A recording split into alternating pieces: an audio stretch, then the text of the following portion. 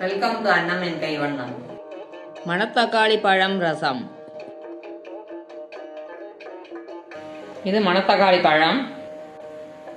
மணத்தக்காளி கீரை, மணத்தக்காளி காய் எல்லாமே நம்ம கடையில் வாங்கிக்கலாம். மணத்தக்காளி பழம் கடையில் கிடைக்காது. வீட்லேயே வளர்த்த செடியில் அந்த காயை கொஞ்சம் விட்டதுனால அது பழுத்து விடுது. அதை வச்சு ஒரு ரசம் பண்ண போகிறோம்.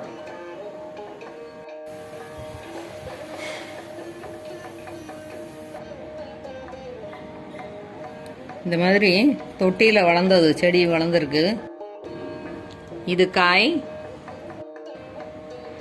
இது மணத்தக்காளி பழம். இதை வச்சு தான் நான் ரசம் வச்சுருக்கேன்.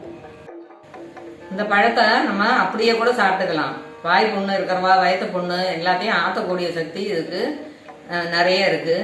நம்ம மருந்து மாத்திரைன்னு போக வேண்டாம், உடனடியாக இது பலன் கொடுக்கும். வாய் புண்ணு இருக்கும்போதே நம்ம இதை கொஞ்சம் மென்று சாப்பிட்டுட்டோம்னா இந்த ஜூஸ் அந்த வாய்ப்புண்ணு மேலே தட்டினாலே ஆறிடும்.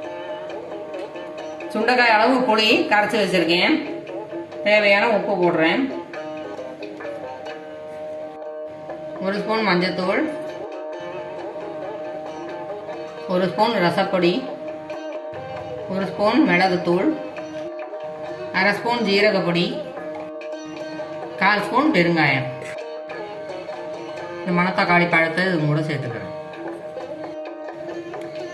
இது கொஞ்சம் தண்ணியை ஆட் பண்ணிட்டு அடுப்பில் வச்சு கொதிக்க விடணும்.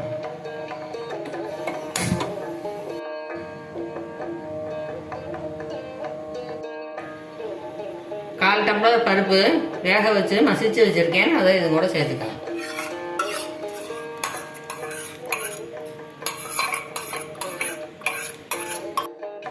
தேவையான அளவு தண்ணி சேர்த்துக்கலாம்.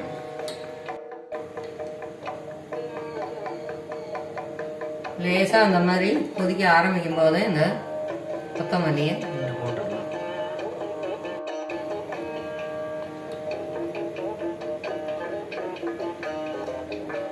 ரோத்தியாக வருது, அதை ஆஃப் பண்ணிடலாம்.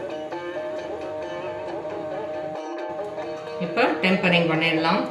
1 ஸ்பூன் எண்ணெயில், எந்த எண்ணெய் வேணாலும் சமையல் எண்ணெய் யூஸ் பண்ணிக்கலாம். அதில் 1/2 ஸ்பூன் கடுகு போட்டிருக்கேன், பிடிக்கட்டும். கடுகு வெடிச்சாச்சு. 1/2 ஸ்பூன் ஜீரகம் போடுறேன்.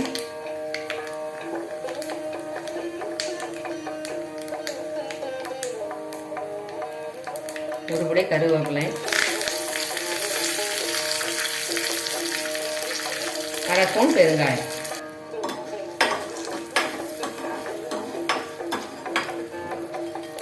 பெருங்காயம் பொரிஞ்சாச்சு. அடுப்பை ஆஃப் பண்ணிட்டு இதெல்லாம் ஆட் பண்ணிக்கலாம்.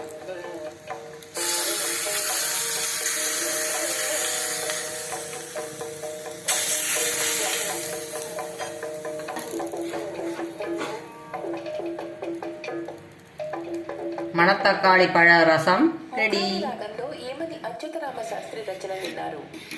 இது ஆரம்ப ஸ்டேஜ்லயே இருக்கிறவா வாய்ப்புண்ணு வந்த உடனே இது சாப்பிட்டா தேவலை ஆயிடும். அப்படி தேவலை ஆகலைன்னா நம்ம டாக்டர்கிட்ட தான் கன்சல்ட் பண்ணணும்.